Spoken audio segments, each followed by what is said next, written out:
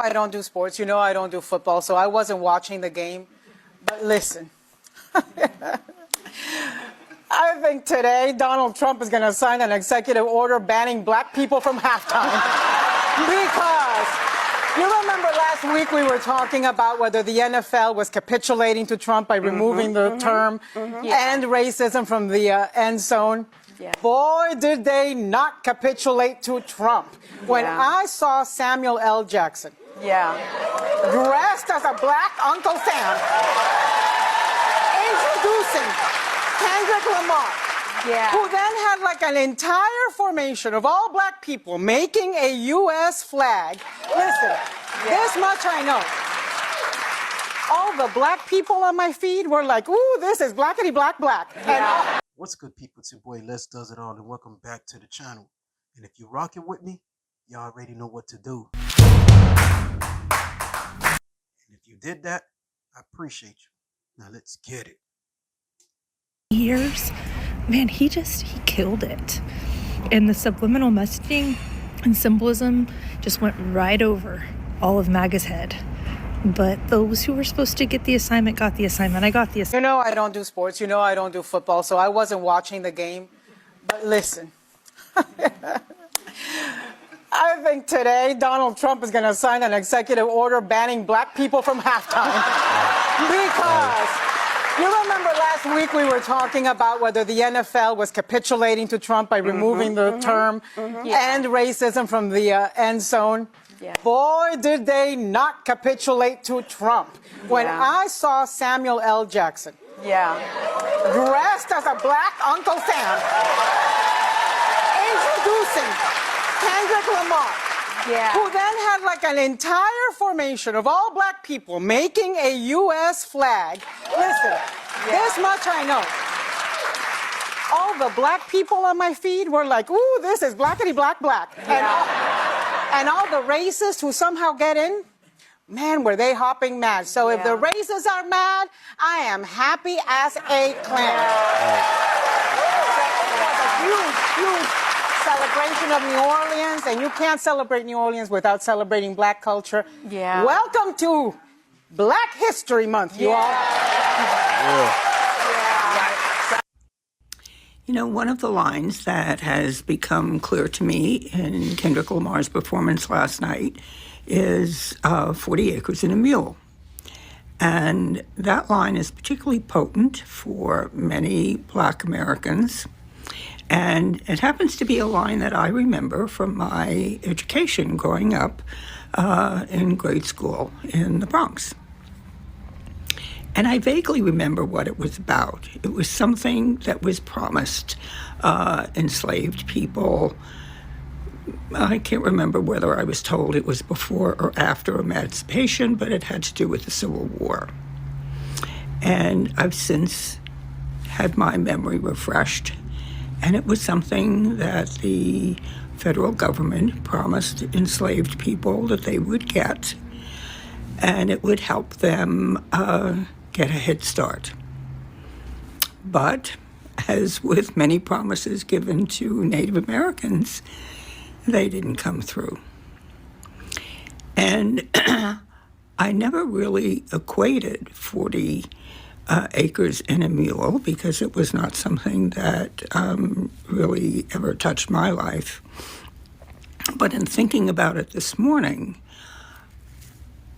I never really equated it with something else that was very important to American life, which was the Homestead Act.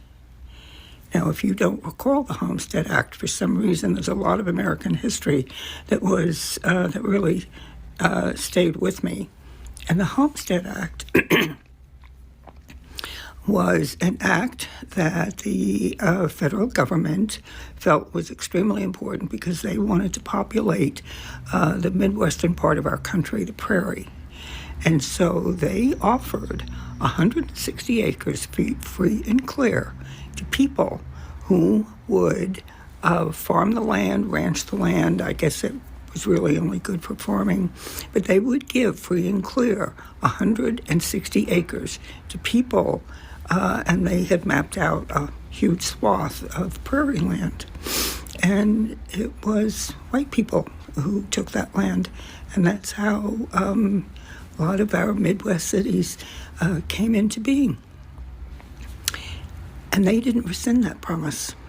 They gave 160 acres to people free and clear, and all they had to do was stake it out. And this may be apocryphal, but I seem to remember in class hearing how there was a date and they had people lining up and they set off a bell and you could just go and stake out your plot of land and it was yours and you could farm it. And that was the beginning of generational wealth for a lot of white people. A lot of these people came from Germany and Middle European countries, and they got a stake in this country. And here we have enslaved people who were brought over against their will and finally released from bondage and promised for their servitude they would be given 40 acres and a mule, and a mule, and they got nothing. Wow. And they had to start from scratch. That's crazy. Just a thought. Think about that. Think about how you'd feel if that promise was made to you and then you were just blown off. Okay, that's it. See you next time. Man, real talk, guys. I was not aware of that, man. That, white people was promised, 160, acres. All they had to do was tend the land. And it was already, farmed out for them. I was not aware of that, guys. Let me know, guys, if you guys are aware of that, because that was not taught to us in history. But, man, we learn something new every day. But go ahead and, feel free. Let me know, guys, if you guys agree. Let me know if you guys are already aware of it, because that's my first time hearing that. But if you guys are aware of it, go ahead and put it down in the comments, all right? And go ahead and give this video a like for your boy. We'll be helping your boy out. It's already free as it is, all right? Let's get it. Hi, white woman here. I'd like to talk about the Kendrick Lamar Super Bowl performance. It was absolute perfection in every way. The artistry, the symbolism, the music. Here's the thing. Even if it wasn't your type of music, it was still really, really amazing how each song with the performance meshed together with the message. The opening sequence when he was on the car and then he was in the middle of the flag, the way I looked at that was America was built on the backs of black people, slaves. That's how America was built. Okay. And that's how I took that scene. And when he said 40 acres and a mule, I didn't know that that's what was offered to slaves. I had no idea, because guess what? I wasn't taught that. And the one thing for someone like me, I grew up in white America, Southwest Pennsylvania. Okay. Like 90% of my area is white people. So I grew up, the only reference I have for black culture is through music. I grew up with Tupac, Dr. Dre, NWA, Ice Cube, Mystical, and Master P, even Biggie and Puff Daddy. I mean, I hate to say that, but that was just like growing up in the 90s, right? That was my era too, man. That was our era. Let me know if that was you guys' era as well, man. Because that was my era right there, man. Snoop, Pac, Biggie, Nas, Mystical, Master P. Let me know, guys. Like those were who a lot of people listened to. My first major news story was Rodney King. That's how I was introduced to how black people are treated in America. Wow. Like black music for someone like me, I used it as like a learning tool. Like, oh my God, I had no idea this was going on. Like, oh my God, this is what I should, learn more about. Like I took it as, education. Obviously I liked the music, but I actually listened to what was being said, and then as much research as I could do at the time, talking to friends or whatever, and, reading, going to the library, going through the card catalog, reading about things. Because we were never taught things in school. I was taught that George Washington had wooden teeth, had no idea that he had teeth made from his slaves. No idea, because we weren't taught that. So I used Black music to teach me. And I also want to say, for the white people out there, that Super Bowl was for the Black community. That was for Black people. It was to us. We need to take that and we need to learn from it, because that messaging and that symbolism was so important. We cannot let that slip away from us to learn from and do better. Kendrick Lamar gave us an assignment. Let's fucking take it, okay? A lot of things like Hey, real talk though, man. Hey, she's speaking her mind, and I totally agree with her. Music itself, because I'm actually a music reaction channel, and but I've learned a lot by listening to what Caucasian music as well. Their history, the different multiple of genre of music that I had to go and do my own research. And the Super Bowl halftime, if you're not, you know, colored, if you're not black, a lot of time, other people they can't relate, and I agree with her, you know what I'm saying? It is something that, some people may fault her for what she said, but hey, if you don't know, you know what I'm saying, you gotta do your own research. And like Kendrick said, they not like us. And you know, it's no racism, nothing racist was said, but if you really want to know the meaning of what he was saying, music, man, music bring people together. I have a big following. I got Russian people, I do Russian content and all. At the end of the day, we all people, we all one. So it's nothing bad, guys. All right.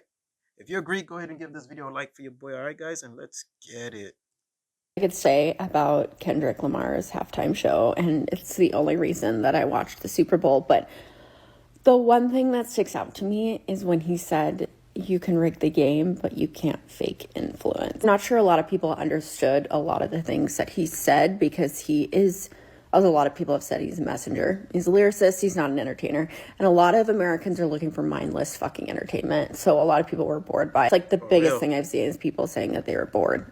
Well, maybe you should fix your entertainment addiction. I don't know. He also said the 40 acres and a mule. And if you don't know what that is, you should get a history lesson. And I really love that quote, even above the revolution will be televised, because what he was getting at there, if you didn't realize, is that the game has been rigged against the Black community since day one that their ancestors stepped onto this land. Even with the way that the system has been rigged, the Black community has had the largest influence on our culture in this country. I especially love that in the month of February, we are talking about this, and the Black community is having a renaissance. This is their renaissance.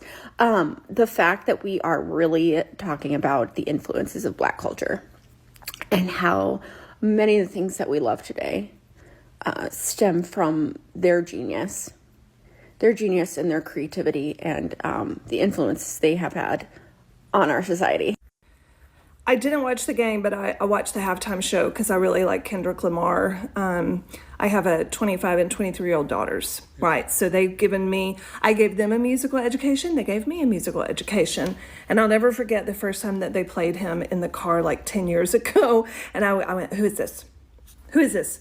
And they told me, and I was like, play more, play more. And now I love it because when they're DJing in the car, especially my youngest daughter, she'll put them on because she knows I really like them. I want to make a point. I know everybody is doing their deep philosophical takes on the halftime show, but this is just something that occurred to me many, many, many years ago. A person in my life who is no longer in my life, but is now MAGA, right? That didn't exist back then, but we were at a museum looking at art, and it became clear very quickly that in her mind, the only function of art is to be beautiful. That's it. There is no other function of art.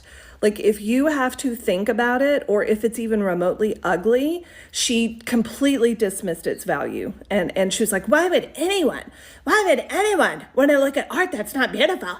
And I'm like, and I loved my art history classes in college. And so I'm trying in earnest to help her understand why art isn't just to be pretty and to make us happy. Now, here's the point. The halftime show is just another example of people like her, who we now have a term for them. We call them MAGA or MAGA. And that is, they don't want to think.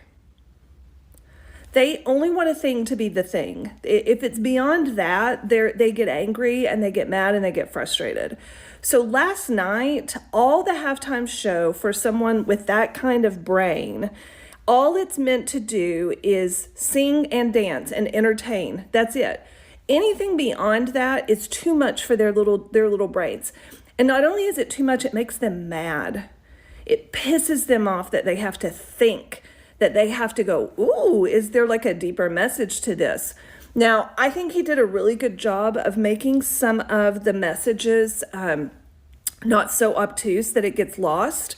I think some of it was maybe a little obvious. I don't know. But they don't like that. They don't, especially when it comes to Black and brown people, don't do anything other than entertain me, give me a good experience, and then you go off and do your thing. They don't want any Black or brown person to actually challenge us or cause us to think or to wonder or to ask questions or to no. And they would see doing that at a halftime show as extremely inappropriate to do, because your job is to just entertain us. So anyways, I don't know if that matters. But it's just something that struck me this morning, is that they're so surface level, they're so one-dimensional, that to think deeply about these things. And this is a guy who won a Pulitzer Prize for his lyrics, right? So he's obviously going to make us think. But they don't like it. It pisses them off. And just one more thing. I love all of this was happening in New Orleans. I don't know why, but that gave me a lot of satisfaction. And I nearly fell out of my seat when I saw Serena Williams. I could not believe it. Yeah. I was telling my daughter, I was like, oh my God. I was like, that's Serena Williams doing the crip walk. And I was like, she dated Drake, because I'm chronically online. And she was like, yes, Mom, I know. She's like, okay, take a deep breath. Anyways, it was great. Well, guys, y'all let me know, man. What's y'all take on it, man? If y'all agree, because if you ask me, I loved it. That was one hell of a show. Loved the game, loved the halftime. Kendrick, he did his thing, and it was a lesson. It was a lesson, that the truth shall be told. And just like the other individual, the lady that she said that. She didn't know, she was not aware of all these things. A lot of these things were made new to her by, listening to rap songs, music, so it's a lot that we can learn, from each other, so I enjoyed it, that's my take on it. Let me know, guys, if you guys were aware of some of the things that was mentioned, and if you ask me, Kendrick, he delivered as usual, and if you rock with it, let me know, guys. Go ahead and give this video a like for your boy. But if you haven't already, guys, once again, this is your boy Les Does It All. Welcome back to the channel. And if you haven't already, consider subscribe to the channel. Give this video a like. You'll be doing me a favor, and at the same time, you'll be helping me out. If you haven't already, consider hit that notification for your boy, man. And if you got me, I always like to leave you with peace, love, and God bless. Love you guys, and Jesus love you best. Jesus is Lord, and let's get it. Peace.